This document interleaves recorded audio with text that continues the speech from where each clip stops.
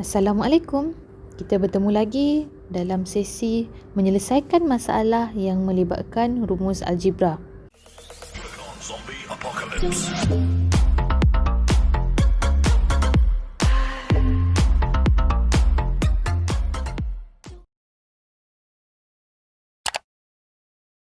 Biasanya menyelesaikan masalah dia akan bagi situasi sebenar. Jadi kita perlu fahamkan dulu situasi itu, baru kita boleh selesaikan masalah. Okay, jadi kita perlu cari kata kunci yang ada dalam situasi yang diberi. Okay, kita pergi kepada soalan pertama.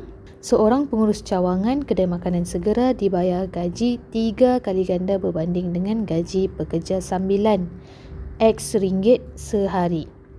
Okay, gaji pekerja sambilan X ringgit. Gaji pengurus cawangan 3 kali ganda pekerja sambilan. Masa bekerja untuk pekerja sambilan ialah separuh dari masa bekerja pengurus itu. Pengurus dia bekerja selama Y dalam tempoh sebulan. Pengurus bekerja Y dalam tempoh sebulan. Pekerja sambilan separuh daripadanya. Jadi setengah Y. Jika mereka bekerja 24 hari dalam sebulan, tulis rumus perbezaan gaji Z antara kedua-dua pekerja tersebut dalam sebutan X dan Y. Okey, jadi di sini kita ada dua jenis pekerja, seorang pengurus dan seorang pekerja sambilan. Jadi pengurus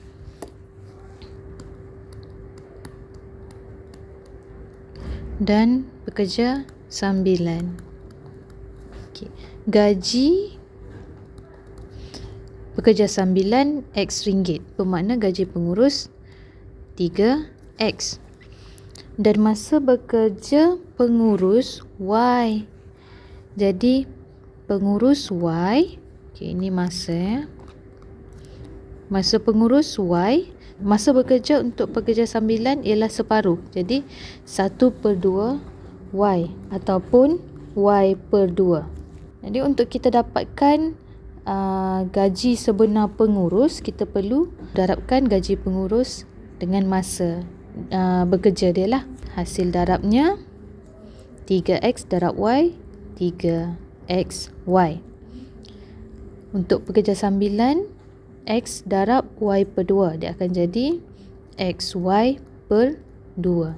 Ini gaji satu hari. Dia bekerja selama 24 hari. Jadi kita perlu cari gaji dalam tempoh 24 hari. Jadi 24 darab 3. Ini kita tekan je lah. Kalkulator kalau boleh congak, boleh terus congak. Okey. 3 darab 24, 72 X, Y. Ini 24 darab 1/2, separuh lah, 24 bahagi 2. Okey.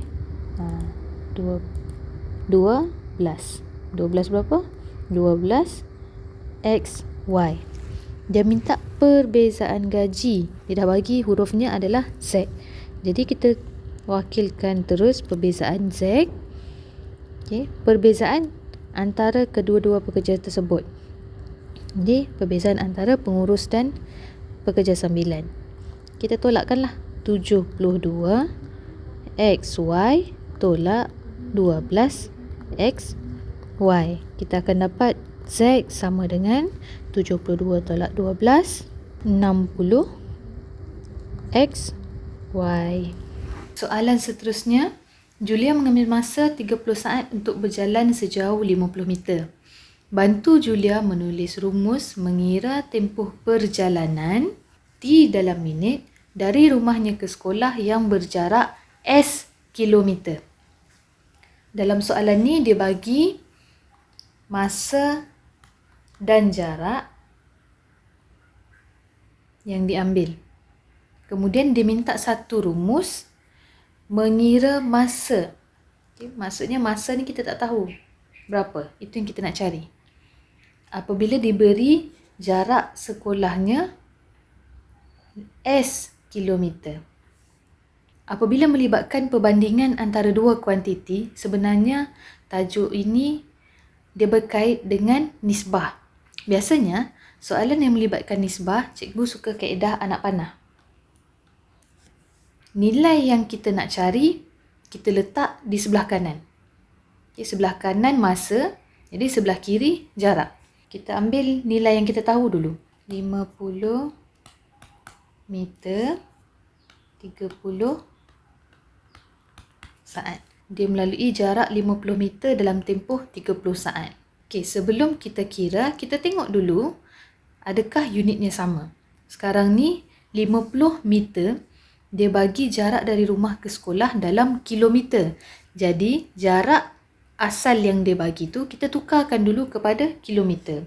Jadi, meter ke kilometer, kita kena bahagi 1000. Jadi, 1, 2, 3. Kita akan dapat 0.05 kilometer. Saat pun sama sebab tempoh perjalanan dalam minit. 30 saat kita tukarkan kepada minit mesti bahagi 60. Jadi 1/2 minit. Kita buat anak panah baru 1/2 minit. Sekarang unit kita dah sama dengan pemboleh ubah yang diberi. Jadi S kilometer. Dia beri jarak dari rumah ke sekolah S kilometer. Kilometer berada di sebelah kiri. Jadi S kita letak di bawah. S kilometer. Tempoh perjalanan, ini yang kita nak cari. Okey. Tempoh perjalanan. Ataupun cikgu tukar teruslah dalam bentuk simbol ya.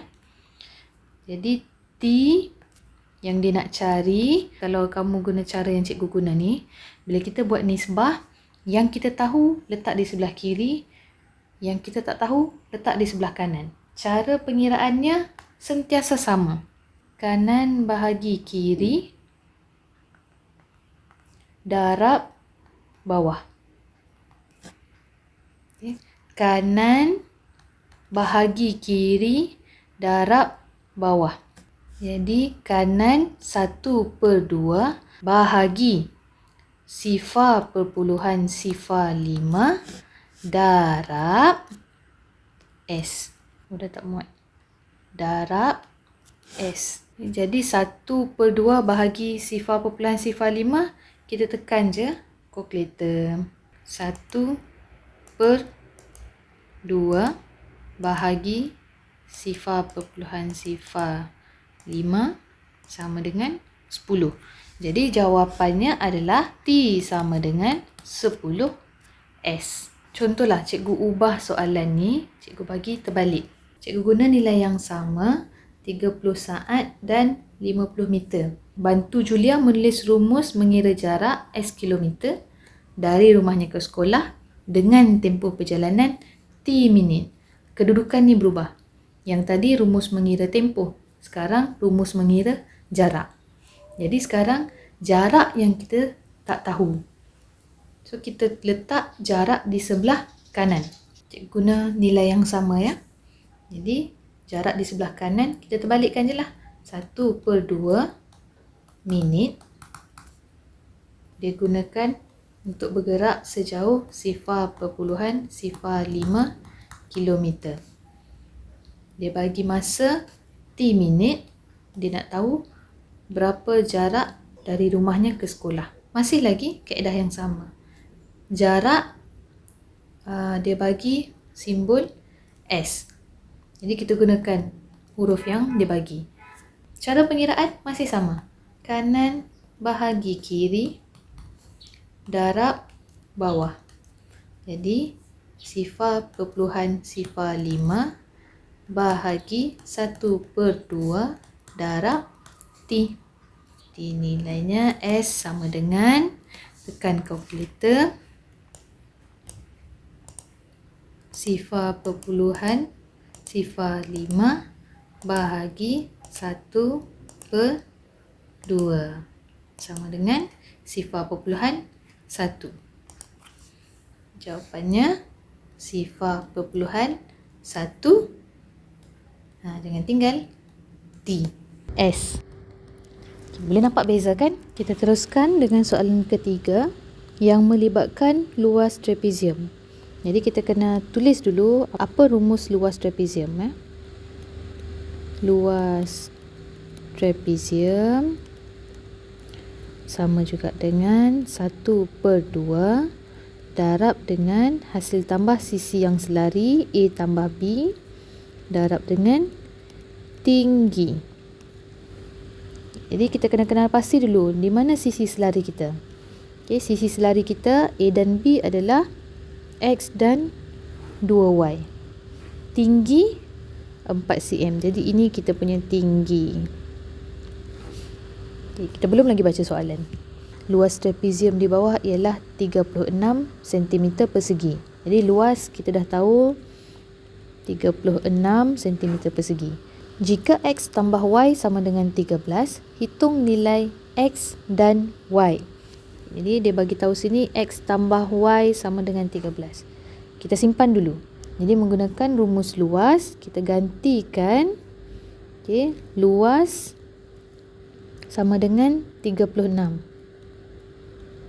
Rumus luas 1/2 darab hasil tambah sisi selari. Sisi selari kita dah kenal pasti tadi X dan 2Y. Jadi kita tambahkan X tambah 2Y.